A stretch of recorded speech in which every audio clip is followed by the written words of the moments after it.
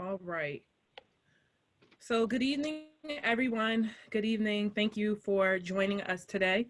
My name is Hope Foy, and I serve as the co chair for the National Coalition of 100 Black Women. We wanted to thank you so much for joining us today.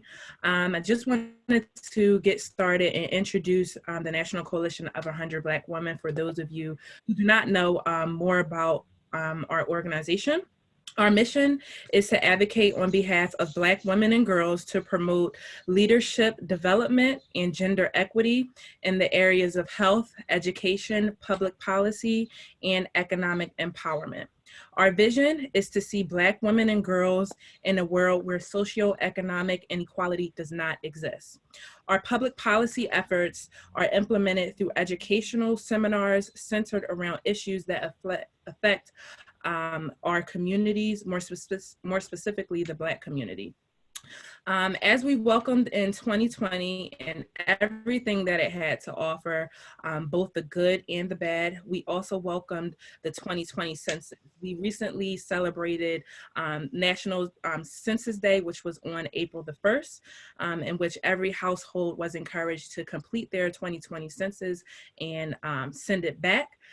So this conversation will really be about and center around the 2020 census. And we have two powerful speakers that will be leading our discussion. And they have been working tirelessly even through this pandemic to ensure that all households in our communities are counted. So before I introduce our speakers, I wanted to first acknowledge leadership within the National Coalition of 100 Black Women, Pennsylvania chapter, our leadership, our Madam President, Latifah Fields, and our first Vice President, Naisha Chapman, who's been helping the Public Policy Committee tirelessly, and my chairperson, April Everett. So we're going to jump into the conversation. Today we have Gabrielle Rosca, and from 2020 Philly Counts. Thank you for joining us. And we also have Lynn from the United States Census Bureau. Thank you so much for joining us, ladies. Thank you.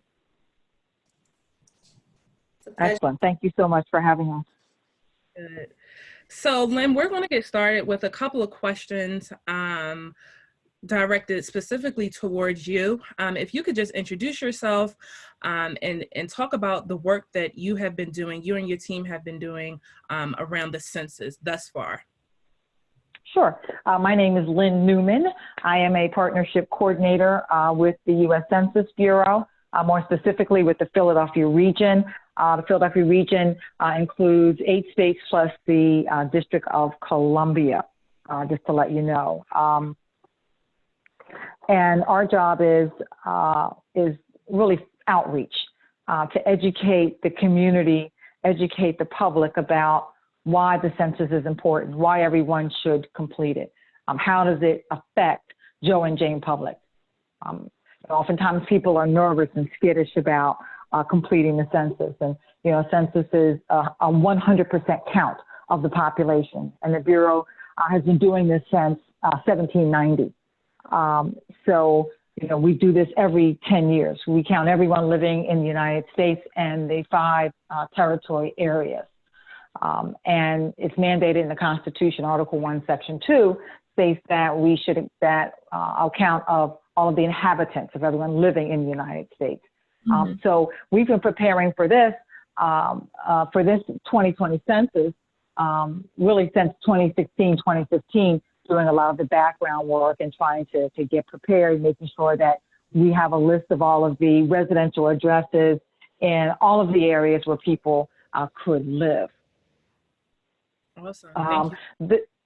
Sure. Go ahead. Were you going to say something else? I was just going to say, I'm sorry, this census is going to look a little different than previous censuses, in that there will be 3 ways in which you can respond to the census. There is an online option. This is the first time the Bureau has ever had an online option. You can go onto 2020census.gov. There's also a telephone option. You can call the toll-free number to record your answers, and you can actually record your answers in 13 languages, including English. And then we also have a mail. April 8th through the 16th, we're sending, well, we've already sent, and we are still sending reminder letters along with a paper questionnaire. For some of the, in Philadelphia, for some of the census tracts based on internet accessibility and language, some of those households early on being March 12th through the 20th, received invitation letter inviting them to participate in the census and as well as a actual questionnaire. Wow. That's awesome. That's awesome. So Lynn, I just have a quick general question for you.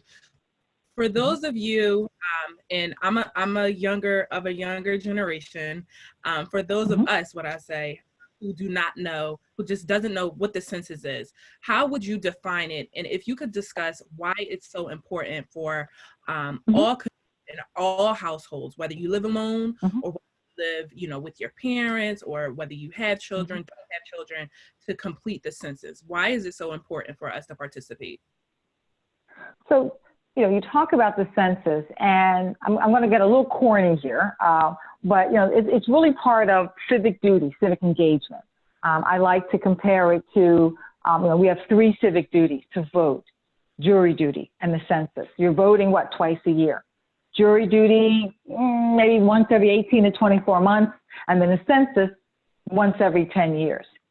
You know, making sure that we get a complete and accurate count.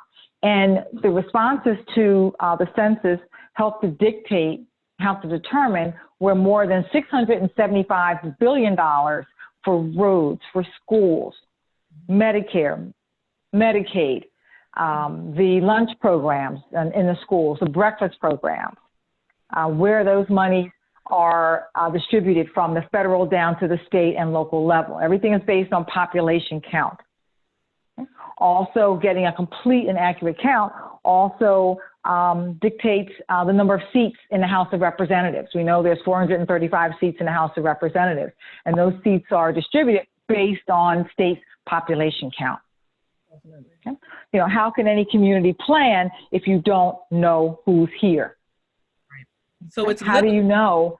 Representing, go ahead. It literally represents. Correct. It provides the numbers. So it's very Correct. important to all participate in the census count. So when everyone.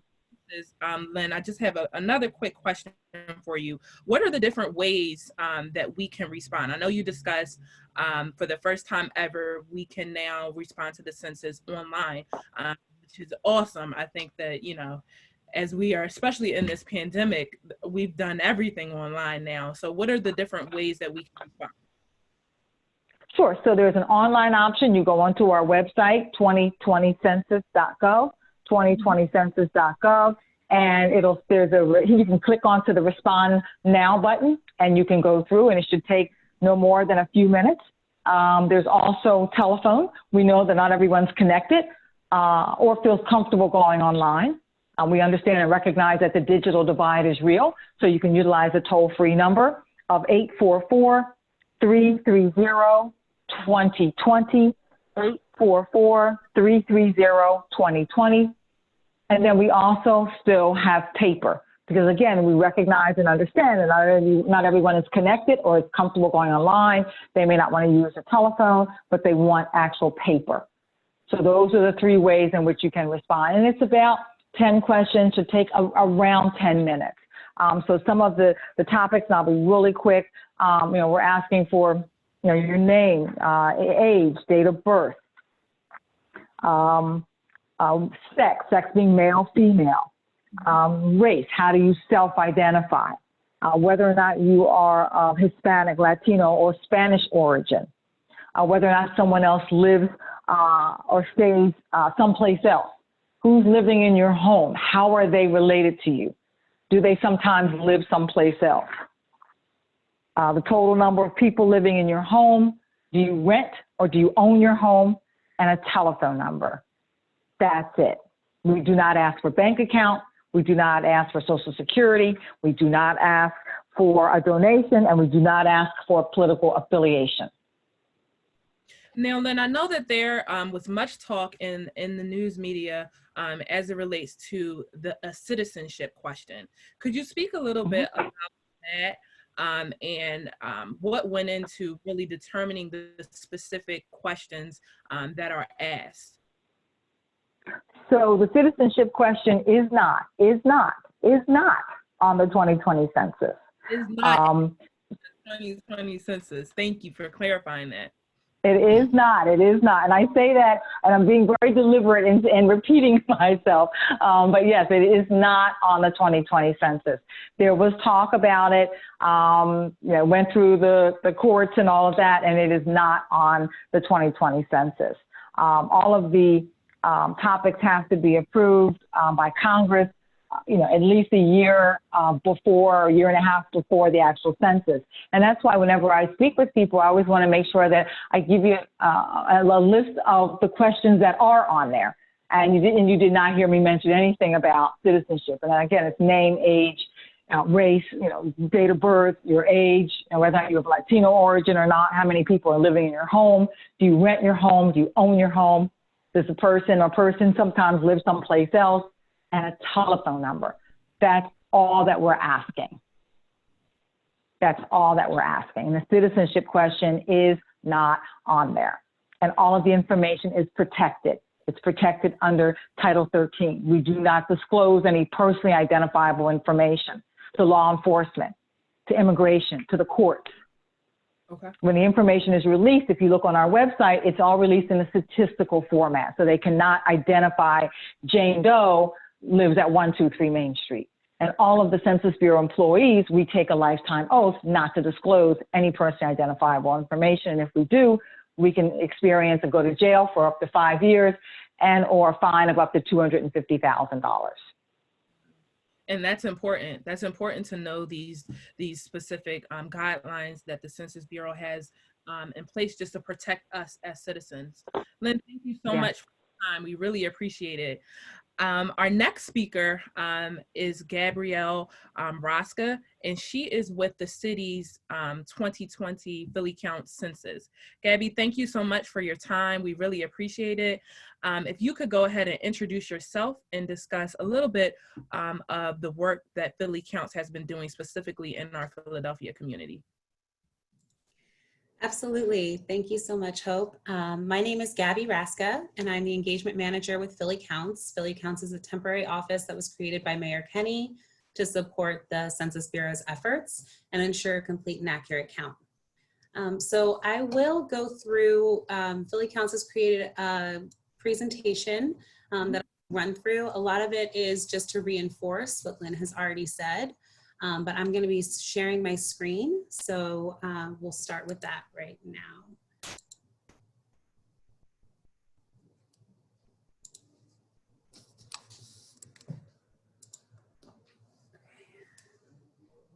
All right, just give me a heads up if you can see the screen. Wonderful.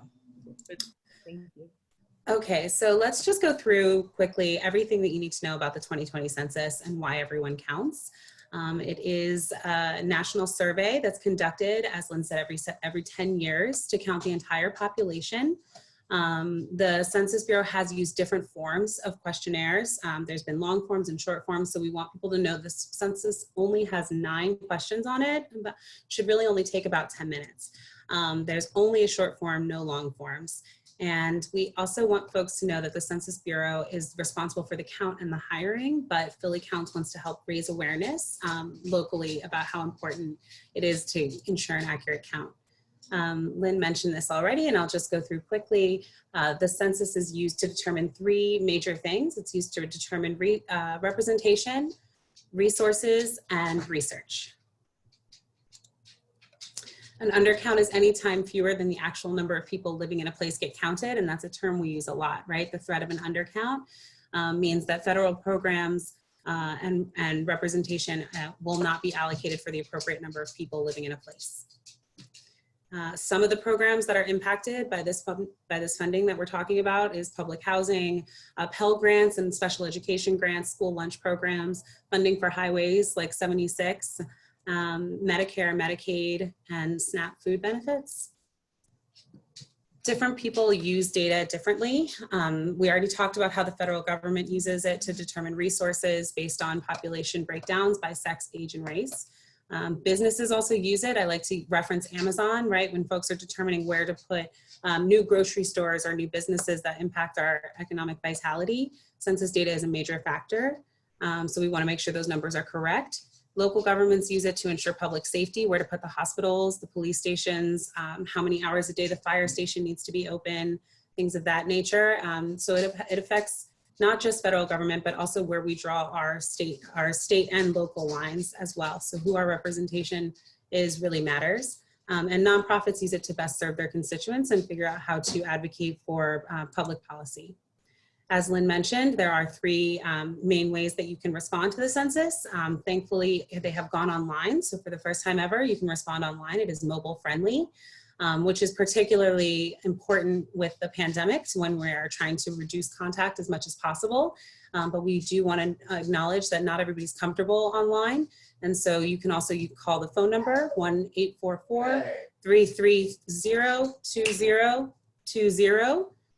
And the paper forms are still going out. So every household will receive at least one paper form. If you're most comfortable doing it that way, that's the way you've done it before, don't worry, you will have received one or you will get one soon. It will look something like this when it comes in the mail. These are 9 questions, right? So we just like to show people what the questions are so you can see what's not on there, right? The citizenship question is clearly not on there. This is something that anybody can look up if you're interested. You can go and look on these online at these questions, but it really shouldn't take very long. And these are not prying questions. These are questions that you can figure out about most people from their social media accounts. We do encourage everyone to answer the census completely, to answer all questions. If you do skip a question, the form will still be counted. The enumerators may still try to follow up with you, whether that's calling or coming to your door to try to get the missing information. We do want to be as complete and accurate as possible. And this is a really important piece here. The information is secure, it's confidential, and it's legally protected by the Constitution. So it's not protected by an administration or a person. It's protected by our Constitution, by Title 13, as Lynn mentioned. And so that is not something that can easily be changed. So who does have access? The only folks who really will see access to your information is if you choose to do it with an enumerator. So if you work with a census taker at your door, that person will see your information. But as Lynn mentioned, all census employees are sworn in to a lifetime oath that is taken very seriously with high fines or prison time as a punishment for violating this oath. So it is important that people understand we're talking about nobody can access this information. No other government agency, not DHS or PHA or ICE or the police department. No other agency can access this information, and all individual responses are kept confidential, which means it's just used for aggregate statistical purposes only. We want folks to be aware of scams, right? There's always a possibility that somebody's going to try to obtain sensitive information using the census as a guise. So we want folks to look out for this. Be aware that the Census Bureau will never ask for your social security number or for any kind of financial donation or financial information. They will not ask you to come outside of your home, and they will not ask to come in. So these are just general rules of thumb when interacting with folks. You can always ask to see proof of employment. They should have an ID badge, a government ID badge that is easily visible, as well as a briefcase that says Census Bureau on it. Please report any suspicious activity. You can report it to 311. We want to make sure we're keeping our neighbors safe. Or if it's in Pennsylvania, you can call 1-800-262-4236. So let's talk about how, please stop. Let's talk about how people get counted. Sorry about that. There are institutional and non-institutional facilities that the Census Bureau counts under a group quarters process.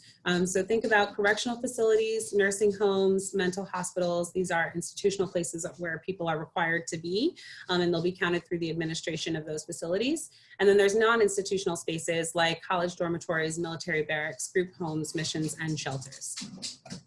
Should college students be counted at home or at school? All students should be counted at their college address, even if they are living off campus due to the pandemic.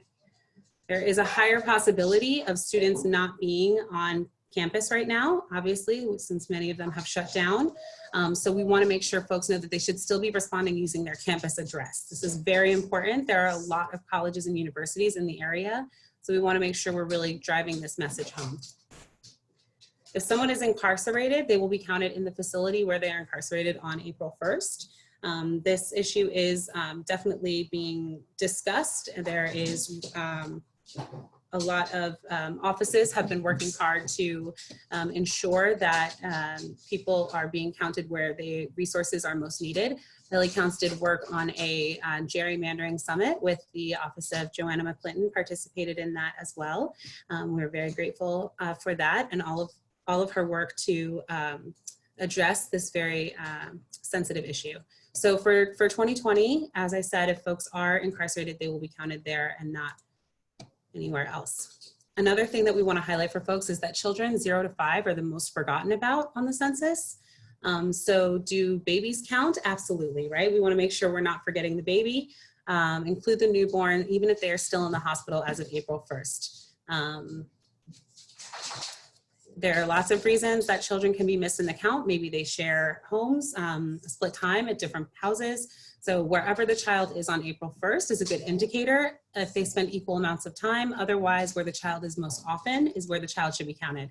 So please make sure you're encouraging everyone to count the children. Counting people experiencing homelessness is a complicated process, obviously. So they do this in multiple ways. They do this through service-based enumeration by partnering with organizations that have food, soup kitchens, shelter services, things of that nature. They also do an outdoor count similar to Philadelphia's point in time count, where they do a sweep of the city and count folks in well-known areas where folks are known to sleep and congregate. And then there's transitory location enumeration, which is folks who are living in motels or other transitory areas. So when we think about the census in Philadelphia, we like to highlight some key terminology that can really be persuasive when talking to folks in our community. So why do we need to make sure that every person is counted in the census? We need to get funding for our community's needs. We need to let decision makers know where we are. It's about equity. We need to make our voices heard. As Lynn said, this is our civic responsibility. This is really a year of civic engagement, I would say. And so we want to make sure that we're all taking it seriously. Every person that's missed in the count over 10 years is $21,000 that we will not receive for public services. That's a significant amount of funding. Communities in need should get these resources that they deserve. And being counted in the census enables us to have public political representation.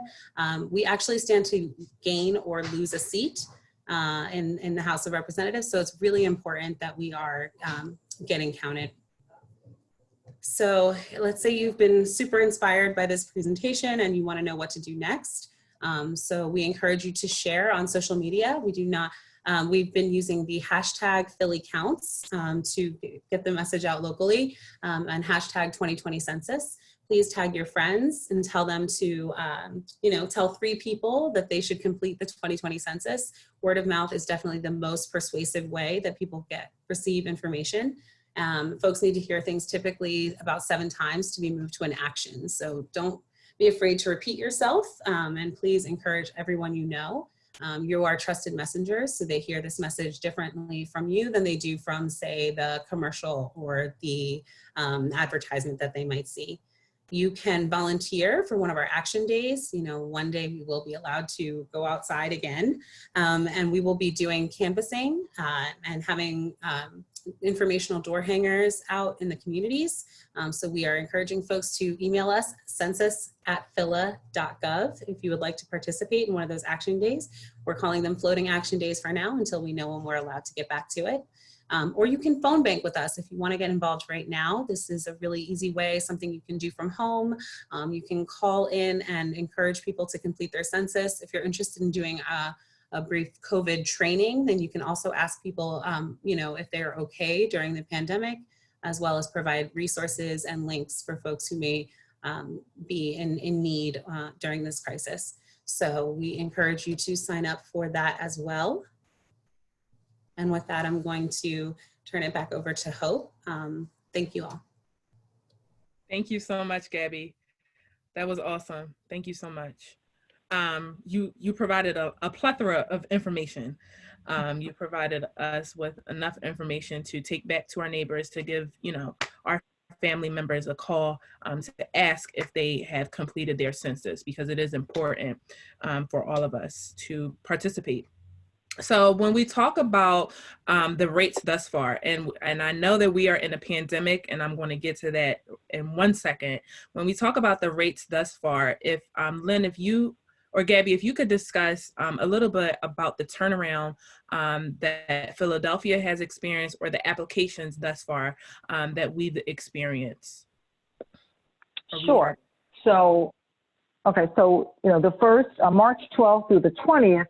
Was when the initial mailings in terms of an invitation letter. As I mentioned earlier, some communities received not only an invitation letter, they also received a questionnaire. Depends on whether or not how accessible they were to the internet. Some received the questionnaire and also language. Some received a bilingual Spanish and English questionnaire. So March 12th through the 20th is when the invitation letters started, and that's when our site, in terms of the response rate, went live. So as it stands now for the city of Philadelphia, we have a response rate in terms of people either going online or calling the toll-free number, and some of those that have mailed back their questionnaires. We're at a response rate of about 43.5%.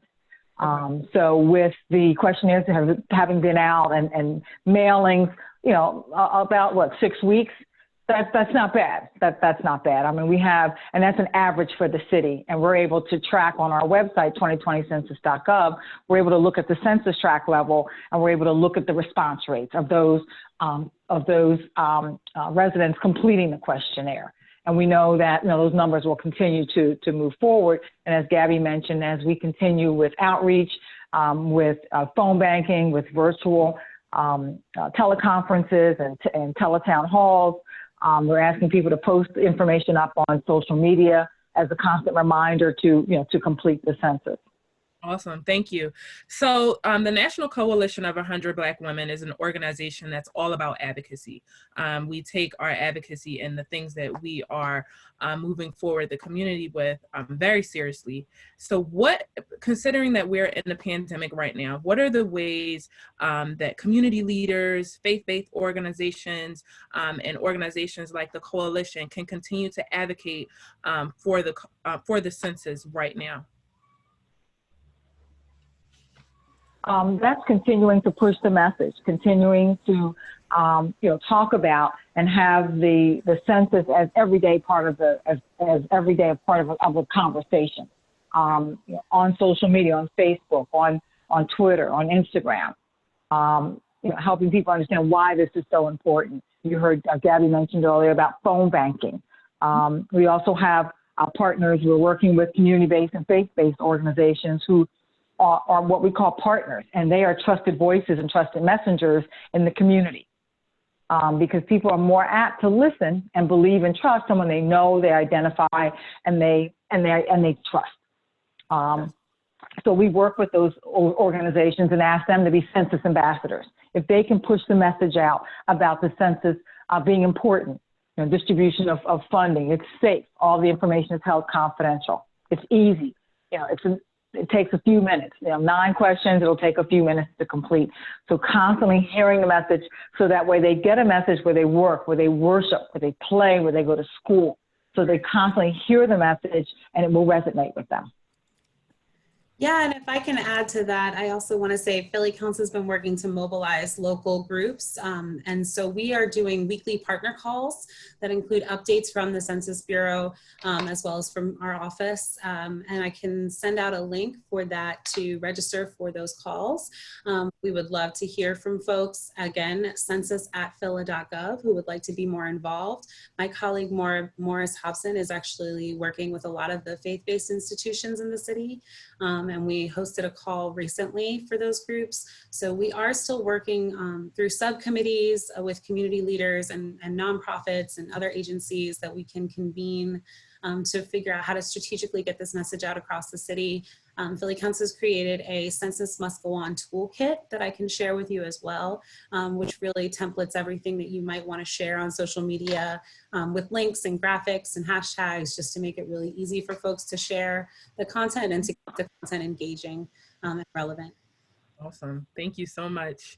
You ladies have provided us with a lot of information to really take back and to have these conversations with our friends and with our families. Now we know how important the census is. So I'm encouraging all of my coalition sisters who will view this video and everyone else who will view the video to call 3 people the next time that you pick up your phone, to just call them and ask, hey, have you completed the census? Have you called in? Have you completed it online? And really encourage everyone that you know to complete the census. Ladies, we thank you so much for your time. We thank you so much for the work that you're doing to make sure all of our community is counted in this 2020 census, and we look forward to continued partnership.